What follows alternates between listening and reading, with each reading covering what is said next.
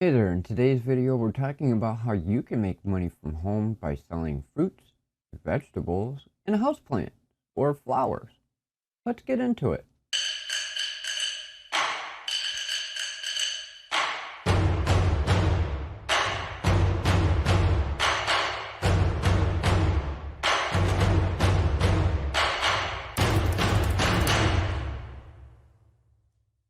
Alright, so many people don't really think about this as a work from home opportunity.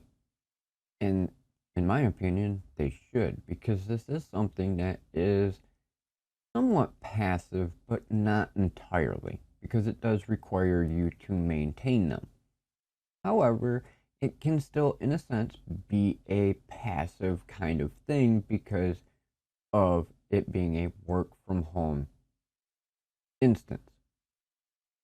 If you're going to do house plants or house flowers, for instance, or even garden flowers, these are either going to be done on a seasonal basis or year round if you have the capability of having decent weather all year round or have access to a greenhouse, or depending on what your particular situation is. I know some people who will set up a room in their house, whether it's on the main floor or in a basement, to where they can grow fruits or vegetables or plants all year round. And that's an opportunity that, whether you're blind or vision impaired or disabled or non-disabled, can do and make a decent amount of money.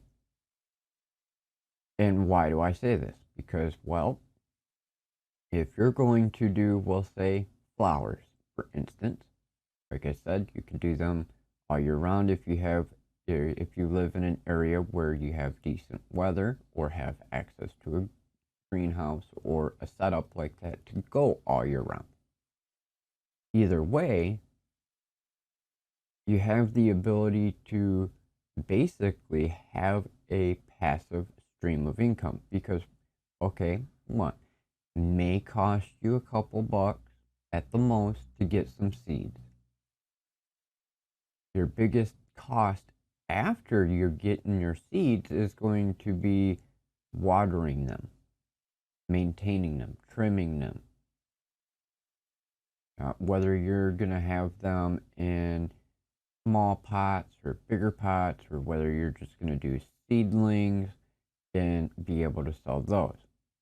Or if you're doing fruits, well, some fruits are going to require a lot more room, which means you have to be outside in a garden or in a greenhouse kind of situation.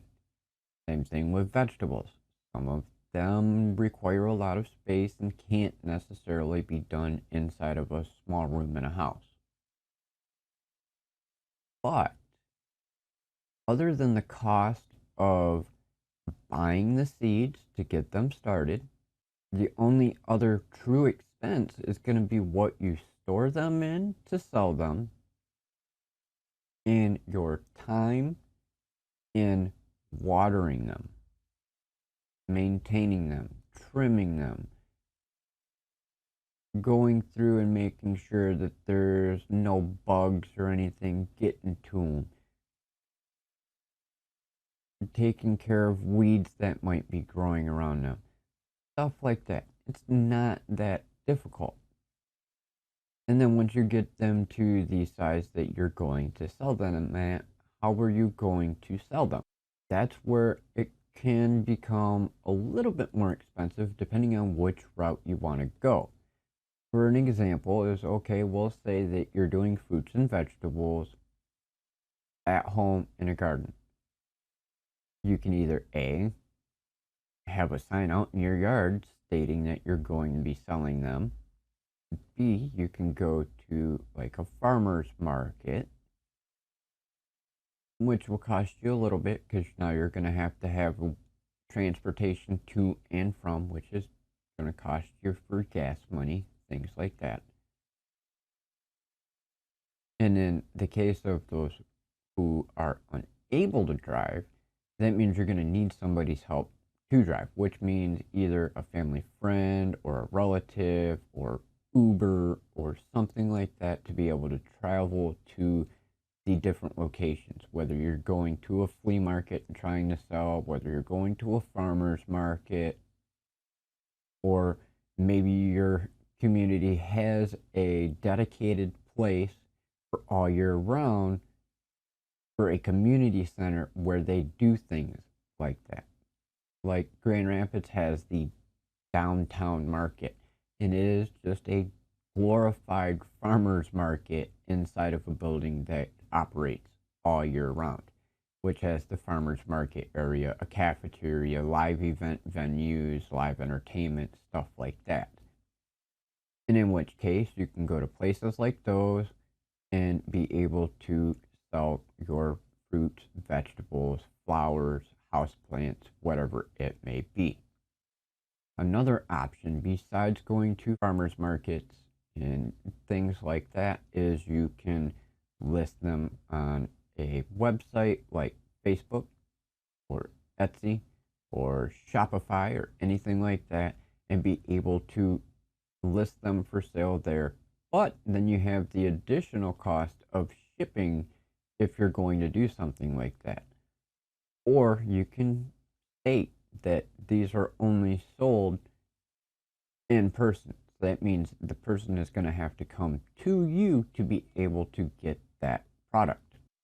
It's entirely up to you. There are a number of different ways that you can go about marketing this, informing people that you're going to be doing this, and different items that you can do. Like I said, you have fruits, you have vegetables, you have houseplants, flowers. You can go through and grow all kinds of them. You can do them in various different stages, whether they're new growth, whether they're saplings or tiny, just starting. That way somebody else has to literally do all of the extra work to make them live beyond that.